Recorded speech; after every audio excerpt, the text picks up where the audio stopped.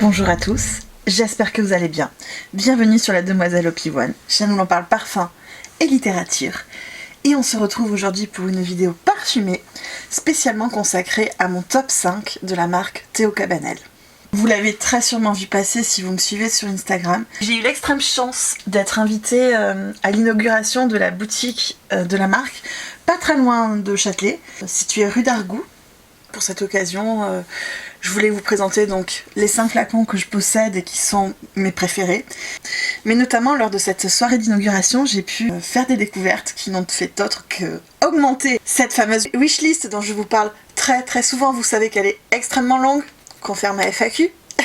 Et donc aujourd'hui, je voulais vous présenter les 5 parfums que je possède, que j'ai tous achetés moi-même. Je préfère préciser, je sais qu'il y en a qui sont assez pointilleux sur ça, mais tous ces 5 flacons ont été payés avec mes petits deniers.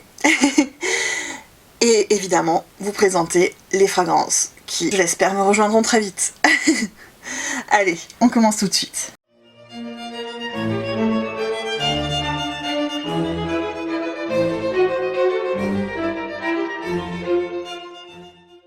Avant de commencer vraiment à parler des 5 parfums ici présents, je voulais tout de même remercier la marque de m'avoir invité à cette soirée d'inauguration parce qu'on a pu en fait rencontrer les équipes de Maelstrom, donc Johan Servi qui nous a parlé un petit peu de leur collaboration avec Théo Cabanel, mais également Patrice Revilla qui nous a fait découvrir les accords et les matières premières avec lesquelles Maelstrom avait travaillé pour les parfums des expressions parfumées. Et d'ailleurs, je voulais juste faire une petite mention à cette occasion parce qu'on a découvert un accord riz, mais juste fabuleux, qui m'obsède depuis et dont je ne cesse en fait de rêver. Donc vraiment merci beaucoup à Théo Cabanel et à Maelstrom d'avoir partagé leur savoir parce que j'ai lancé en fait ma chaîne YouTube et mon compte Instagram pour ça, pour parler de parfum, pour apprendre, échanger avec vous parce que vous savez je suis une amatrice, je ne travaille pas du tout dans le milieu de la parfumerie, je n'ai pas vocation à vous donner des cours magistraux ou autres, mais juste à partager cette passion et puis à apprendre en fait en même temps que vous. Et donc là c'était vraiment génial à ce niveau, il est très instructif et en même temps très pédagogique. Donc voilà pour la session remerciements. On va commencer tout de suite. Je vous propose qu'on aille du parfum un petit peu le plus léger, on va dire, au plus opulent, même si ça va être très arbitraire. Mais on va commencer par le plus printanier, j'ai nommé le magnifique Julia, que vous voyez juste ici. Donc Julia, en fait, fait partie des premières créations, enfin les plus anciennes, on va dire, de Théo Cabanel. C'est un parfum floral fruité que l'on doit à monsieur Jean-François Lati, qui est un nez assez prolifique tout de même, qui a fait énormément des parfums Théo Cabanel de la première génération, j'ai envie de dire. Donc parmi ceux-ci, je vais vous citer Alain, que l'on a là, Barkhane, très joli masculin, Early Rose, donc Julia bien évidemment, mais vous avez également Meloé et Oa qui sont vraiment très jolis. Donc je vous disais, Julia, un parfum floral fouetté. Julia pour moi commence avec une envolée de jasmin très doux, très délicat, mais qui est soutenue par une autre fleur.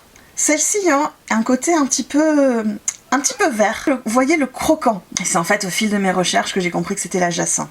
Jacinthe dont je me rends compte en fait que j'aime énormément cette note parce qu'elle va apporter vraiment ce côté odeur de fleuriste dont je suis très friande et que je recherche dans beaucoup de fragrances.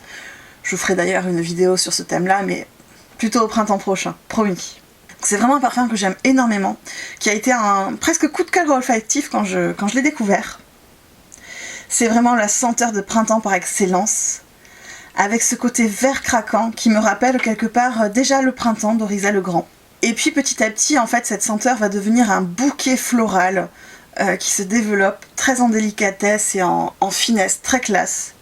C'est un parfum floral qui pourrait être un peu vintage, je pense, pour certaines personnes, mais qui est toutefois très réaliste, très premier degré. On a vraiment cette odeur de bouquet de fleurs que l'on a cherché chez le fleuriste. Vous voyez les tiges croquantes imbibées de l'eau et en même temps toutes les odeurs de pollen qui se dégagent avec le côté velouté des pétales. J'adore. Je voulais toutefois vous mentionner qu'il s'agit d'une eau de toilette. La marque va en parler comme un bouquet floral gourmand. Vous avez en note de tête de la mandarine, du cassis, en cœur cette fameuse jacinthe, du jasmin, que j'ai bien senti, et la petite surprise, et vous allez comprendre pourquoi mon cœur forcément chavire, il y a de la violette. Vous savez, je suis une grande amatrice de la note de violette, et même quand elle est en très petite dose, ça suffit en fait pour me faire chavirer. La petite note de violette, elle est là et elle fait succomber mon nez. Et enfin, donc vous avez du santal, du cyste et des muscs blancs, qui vont vraiment apporter cette douceur, cette délicatesse au parfum. Vraiment Julia, très très belle découverte. Second parfum, Early Roses. Je trouve qu'il est vraiment extrêmement bien nommé parce que c'est un bouquet de roses, mais de roses un peu vintage, et quelque part presque un brun, mais vraiment un soupçon verte. On a vraiment de la rose naturelle, la rose de jardin, mais qui est en même temps très charnue. Je pense en fait, mes grands-parents avaient dans leur jardin ce qu'on appelle, je crois, des roses anciennes. Vous voyez ce genre de rose très charnue, très opulente, qui ressemble presque à des pivoines visuellement, mais dont le parfum est juste complètement, mais je vous assure, complètement dingue. Un bouquet de... Peut-être on avait quoi, 4-5 fleurs, embaumait littéralement tout le salon, qui certes n'était pas très grand, mais tout de même, ça tient à être mentionné. C'était un parfum vraiment délicat. Enfin délicat. Délicat, oui et non, c'est quand même délicat par sa finesse, mais assez opulent par sa prestance et par sa diffusion. Dans le développement, je trouve que les roses deviennent un peu plus amères, presque poivrées. Dans le développement, c'est un parfum à la rose qui pourrait, à mon sens, pourquoi pas être parfaitement mixte. Là où Julia fait très parfum fifi, Early Rose, je me demande s'il serait pas mal à se développer sur une peau masculine. Alors peut-être pas la tête qui serait un peu trop premier degré, mais pourquoi pas dans son évolution. Ici il s'agit toujours, donc je vous l'ai dit, d'une création de Jean-François Lati, un parfum de la famille des floraux, et c'est une autre parfum cette fois-ci. Vous entendez ma petite Romy, comme d'habitude. Je suis désolée, ils sont toujours là, vous le savez. Oui, Louloute. Attendez, je vais essayer de vous la montrer. Romy ? Oui, Louloute. Et ça ronronne ces choses-là. Hein. Elle veut que je m'occupe d'elle. Elle est jalouse parce que je filme au lieu de m'occuper d'elle. Voilà, c'est ma petite Romy. En plus, vous avez un magnifique sac Marie-Antoinette, évidemment. Avec juste là, la petite souris. Bon, on arrête de s'occuper du chat, on retourne au parfum. On retourne sur Early Roses avec cette petite interruption féline. Donc, je vous disais que l'autre parfum, Early Roses, est décrit par la marque comme une promenade au cœur d'une roseraie pour tous ceux qui aiment la rose, une interprétation moderne et suave. Et effectivement, c'est exactement ça, c'est exactement l'imaginaire qui vient. Je vous ai dit, je vous ai parlé de ces roses de jardin de mon enfance, une roseraie, on n'est pas très loin. Effectivement, il y a une certaine sensualité dans cette rose. C'est certes un parfum fleuri, mais qui a malgré tout une certaine souplesse, mouvance, c'est vraiment un très très joli parfum. Vous avez en note de tête baie rose, note verte, en cœur la rose bulgare, j'adore, et du jasmin, et en fond, un accord ambré boisé et de musc blanc. Donc voici pour Early Roses, vraiment très jolie découverte à découvrir pour les amateurs de roses naturelles.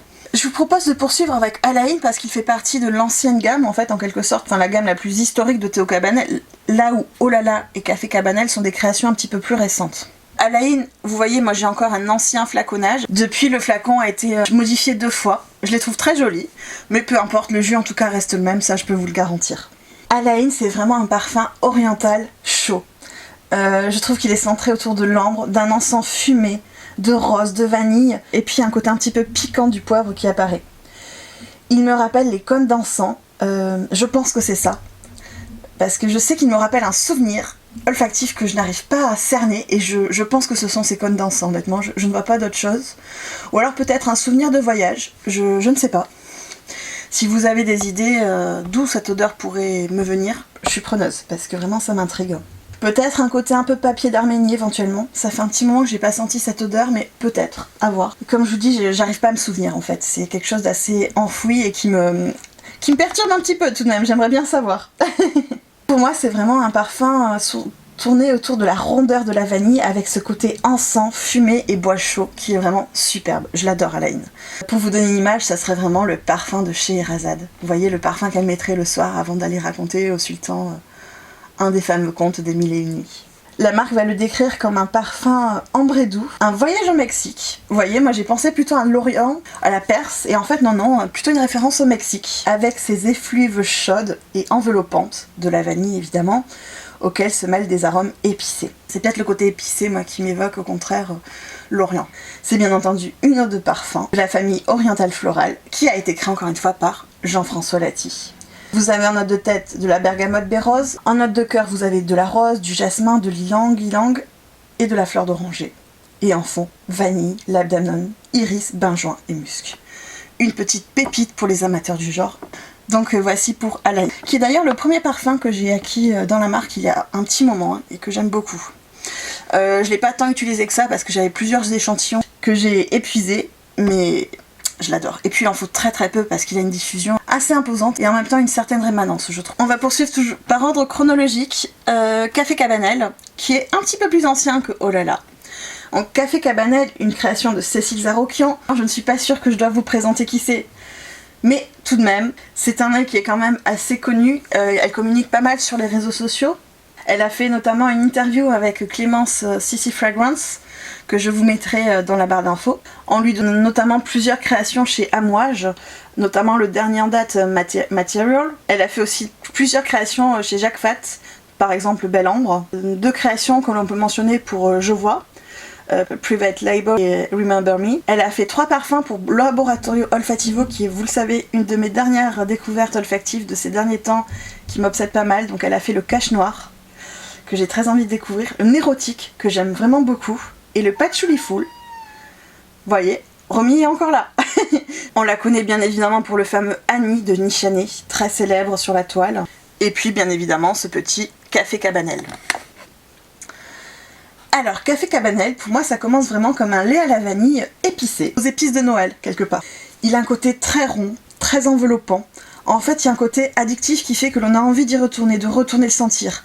J'ai presque envie de dire un goût de reviens-y, presque au sens alimentaire du terme. Pour moi, la cannelle est bien présente, et peut-être que du coup ça ne plaira pas à ceux qui n'aiment pas cette note. Moi je sais que j'adore, donc ça ne me dérange pas du tout, bien au contraire. C'est un parfum que je trouve très alléchant, mais pas au vert sucré. Toutefois, il est quand même assez équilibré. C'est une odeur de Noël, très réconfortante, enveloppante, ronde. C'est un joli gourmand, mais pas collant, j'insiste. La marque donc nous dit que cette eau de parfum est une senteur gourmande, sensuelle et envoûtante, avec un sillage sensuel et singulier. D'ailleurs, j'aurais dû préciser, mais avec ce lait chaud, vous voyez, le dimanche matin, vous faites votre lait chaud à la vanille, vous mettez un soupçon de cannelle et vous prenez une tartine de pain grillé sur laquelle vous tartinez une bonne dose de beurre et vous trempez cette tartine dans votre lait chaud. C'est un peu l'effet que me procure ce parfum. C'est un parfum qui en note de tête de la mandarine, cannelle, café. En note de cœur, vous avez de la rose, de l'héliotrope, des notes lactées et beurrées, et c'est vraiment ça, je trouve, qui lui apporte cette originalité. Et en fond, de la vanille, fève tonka, caramel, santal, musc. Donc un parfum quand même assez gourmand qui plaira aux amateurs du genre. Et nous allons poursuivre avec celui qui a été mon gros coup de cœur olfactif de l'hiver dernier. Il s'agit de Oh là là de Théo Cabanel, une création de Patrice Revillard. Vous le savez, je suis assez sensible aux créations de Patrice Revillard. Dois-je mentionner que c'est lui qui a retravaillé le fameux, le célèbre Iris de Fat, dont je vous parlais dans ma FAQ, qui est le parfum de mes rêves. Voilà, donc on lui doit cette splendeur. Hein. Il a fait également pour Maison Violet le cycle 01, Lorenzo de Sylvain Delacourte, que j'adore. Et chez Théo Cabanel, on peut mentionner le Saboum, qui est sorti cet été, une vanille un peu solaire autour du lys, avec un côté un peu salé, donc et voilà, je ne sais quoi, et bien sûr, oh là là. On reparlera de et voilà et je ne sais quoi juste après, vous verrez. Oh là là, c'est un parfum que je trouve assez rond, lacté, crémeux et boisé en même temps. Et c'est là en fait où je me suis demandé est-ce que c'était du santal. Et évidemment, la marque, je crois, le définit comme le Santal Crush de la gamme. Avec un côté vraiment très, très urbain, qui personnellement ne sort pas trop sur ma peau, mais tant mieux, je préfère. Sur ma peau, c'est vraiment ce bois crémeux qui va ressortir. Il a un côté presque croquant, et en fait c'est la note de noisette. Et en même temps, je trouve assez poudré, avec cette note d'iris qui va le rendre un peu plus sophistiqué et plus raffiné quelque part. Et c'est ce que j'aime. Je pense que c'est pour ça qu'il est parfaitement unisexe, parce qu'il a ce côté urbain qui peut plaire à beaucoup d'hommes, notamment en se mêlant à ce santal. Mais l'iris peut lui apporter une part de féminité qui personnellement me séduit totalement. Donc c'est un parfum qui fait partie de la gamme des expressions parfumées, un des 3 premiers qui est sorti dans cette gamme-là. Gamme qui est très centrée sur la notion de clean fragrance en quelque sorte. Vraiment un parfum qui fait du bien au corps, à l'esprit et à l'environnement, voilà. Donc c'est une fragrance qui est boisée, avec cette note de noisette que perso j'adore, et également du safran. Vous avez ensuite en cœur du tabac et de l'iris, et en fond de la fève tonka, du santal et des muscs blancs. Donc ça c'était pour la première partie de cette vidéo, je voulais vous présenter mes 5 parfums, qui sont au final mon top 5 actuel, j'insiste sur ça, de la marque. Et donc lors de cette soirée, les parfumeurs de Maelstrom, et tous les parfums de la gamme des expressions parfumées. J'ai pu ainsi redécouvrir le Très French, dont je vous avais parlé dans ma vidéo le top 6 des parfums muguets. Très French, c'est vraiment une poire juteuse, sucrée qui est soutenue par des notes fleuries avec quelque chose de très propre. Avec ce jasmin qui va apparaître peu à peu. Et parmi ce bouquet de fleurs blanches, vous avez le muguet qui va poindre le bout de son nez. Un muguet vraiment un peu rétro, avec la verdeur de la tige. Vraiment un parfum floral vert. Ensuite, j'ai redécouvert le je ne sais quoi. Il s'agit du fameux Et voilà, dont Clotilde vous a énormément parlé. J'avoue que je pense que j'étais un peu sceptique sur celui-ci parce que le côté musc blanc, parfum qui sent le propre et tout, c'est pas forcément le genre d'odeur qui moi me séduit. Mais alors là, j'ai pris une claque, mais fabuleuse. Je pense que c'est le talent de Patrice Revillard qui nous promet un simple parfum qui sent le propre, mais qui en fait est bien au-delà. Il y avait un côté très aldéhyde en tête, puis ensuite un côté musc blanc et rose, vraiment fabuleux. Je veux un flacon de Et voilà, et je pense que je vous le présenterai très très prochainement. Il y en a tout de même un autre que j'ai découvert ce jour-là, dont je n'attendais pas forcément grand-chose, mais il est très très joli, pareil, j'en ai que des souvenirs très lointains. Il s'agit de Rendez-vous, centré sur le mimosa, une création cette fois-ci de Marie Schnierer, et il est vraiment très joli, très délicat, j'aime beaucoup Rendez-vous. Et pour la petite anecdote, lors de la soirée on nous donnait des petits bracelets en tissu, j'ai choisi celui justement à l'effigie de Rendez-vous. Donc pour vous résumer, je pense qu'en tête de ma wishlist, il y aurait vraiment Et voilà, m'a énormément marqué et subjugué. Je pense ensuite Rendez-vous. Et après ça se joue entre Je ne sais quoi et Très French, c'est un peu kiff-kiff, je pense que ça dépendrait plus de la saison, mais que j'ai beaucoup aimé redécouvrir à cette occasion. Écoutez, on en a fini pour cette vidéo top 5 et wishlist de la marque Théo Cabanel. J'attends en commentaire vous savoir quel est votre top 5 et votre wishlist, qu'on puisse échanger autour de ça. Je vous souhaite de passer une très bonne journée parfumée et à très bientôt.